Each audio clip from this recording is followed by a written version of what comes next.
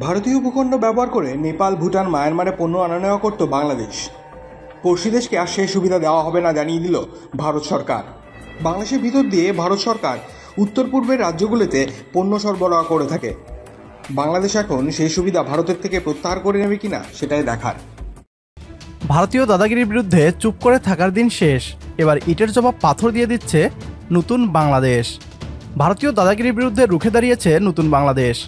এতদিন এই উপমহাদেশে একতরফা আধিপত্য দেখিয়ে গিয়েছে ভারত।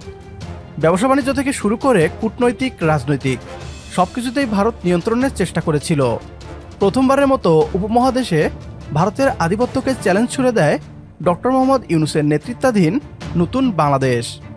নেপাল, ভুটান এবং সেভেন সিস্টার্সকে ধীরে ধীরে ভারতীয় গোলামিমুক্ত করে বাংলাদেশ নির্ভর করতে থাকে ডক্টর মোহাম্মদ ইউনূস। বাংলাদেশের এই অগ্রগতিকে রুখে দিতে ট্রান্সশিপমেন্ট সুবিধা বাতিল করে ভারত। বাংলাদেশের ট্রান্সশিপমেন্ট সুবিধা বাতিল করলেও এখনও ভারত বাংলাদেশের ট্রান্সশিপমেন্ট সুবিধা পাচ্ছে।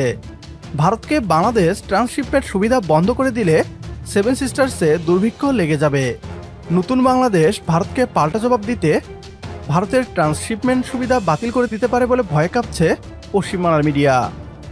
কি বলছে তারা, আসুন তা দেখি। ভারতীয় ভূখণ্ড ব্যবহার করে নেপাল, ভুটান, মায়ানমারে পণ্য আনা নেওয়া করত বাংলাদেশ। পড়শি দেশকে আর সেই সুবিধা দেওয়া হবে না জানিয়ে দিল ভারত সরকার। সরকারের এক বিজ্ঞপ্তি জারি করে এই ব্যবস্থা প্রত্যাহার করে নেওয়ার সিদ্ধান্ত জানিয়েছে। বাংলাদেশের পণ্য নিয়ে নেপাল, ভুটান, মায়ানমারগাড়ি গাড়িগুলোকে মালপত্র খালাস করে দ্রুত বাংলাদেশে ফিরে যেতে বলা হয়েছে। বাংলাদেশের সঙ্গে ভারতের দ্বিপাক্ষিক সম্পর্কের টানাপোড়েনের সঙ্গে নয়াদিল্লি এই সিদ্ধান্তের কোনো সম্পর্ক আছে কি? কূটনৈতিক সূত্র এমন সম্ভাবনার কথা অস্বীকার করছে। সরকারি সূত্রে বলা হয়েছে, মার্কিন শুল্ক নীতির প্রভাবে এই সিদ্ধান্ত নিতে বাধ্য হয়েছে ভারত সরকার। যদিও ওয়াকিবহাল মহল মনে করছে, দুদেশের সম্পর্ক স্বাভাবিক থাকলে এই জাতীয় পদক্ষেপ করার আগে ভারতকে অনেক ভাবনা চিন্তা করতে হতো। 2020 জুন থেকে ভারত এই সুবিধা বাংলাদেশকে দিয়ে আসছিল। সরকারি সূত্রে অবশ্য বলা হয়েছে, আমেরিকা চড়া হারে আমদানি শুল্ক চাপানে ভারতের ব্যবসায়ীদের ব্যবসা বড় ধরনের ধাক্কা খেয়েছে। অন্যদিকে নেপাল, ভুটান, মায়ানমার ভারতের স্থল সীমান্ত দিয়ে বিপুল পরিমাণ পণ্য রপ্তানি করে থাকে। এর মধ্যে উল্লেখযোগ্য হল রেডিমেড গার্মেন্টস, মাছ, খাদ্যপণ্য, ফল ইত্যাদি। ভারতের বাণিজ্য মন্ত্রক সূত্রে খবর, ভারতের ব্যবসায়ীরা বহুদিন ধরে বাংলাদেশের সুবিধা প্রত্যাহারের দাবি জানিয়ে আসছিল। বিশেষ করে বাংলাদেশের পোশাক শিল্প ভারতের কাছে বড় চ্যালেঞ্জ। বাংলাদেশের ভিতর দিয়ে ভারত সরকার উত্তর পূর্বের রাজ্যগুলিতে পণ্য সরবরাহ করে থাকে। বাংলাদেশ এখন সেই সুবিধা ভারতের থেকে প্রত্যাহার করে নেবে কিনা সেটাই দেখার। ভারত বাংলাদেশকে ট্রান্সশিপমেন্ট সুবিধা বন্ধ করে দিয়েছে।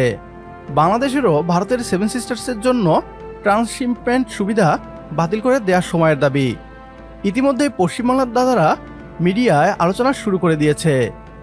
ভারত এখন ভালো করেই জানে, বাংলাদেশের রাষ্ট্র ক্ষমতায় ভারতের পুতুল সরকার নয়, বরং নোবেলজয়ী অর্থনীতিবিদ ডক্টর মোহাম্মদ ইউনূস।